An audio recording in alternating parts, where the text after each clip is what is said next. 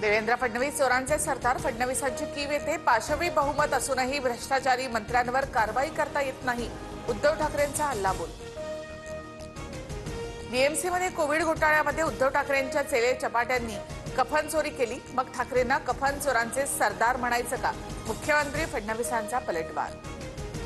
ठाकरेंच्या शिवसेनेचा महायुतीमधल्या वादग्रस्त मंत्र्यांच्या विरोधात जनआक्रोश. मुंबई, ठाणे, पुण्यासह राज्यभरात तीव्र निषेध. मंत्र्यांचा मुखवटा घालून नाचणाऱ्या कार्यकर्त्यांवर पैसे उधळले तर बनियान लुंगी घालून शिंदेंच्या आमदारांवर निशाणा. मतचोरी विरोधामध्ये इंडिया आघाडीचा एल्गार.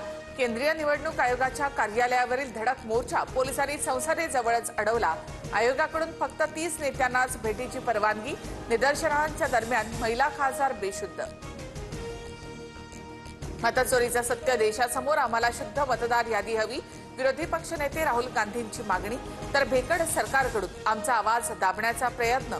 आंदोलनकर्त्या खासदारांना पोलिसांनी ताब्यात घेतल्यानंतर प्रियंका गांधी यांचा संताप.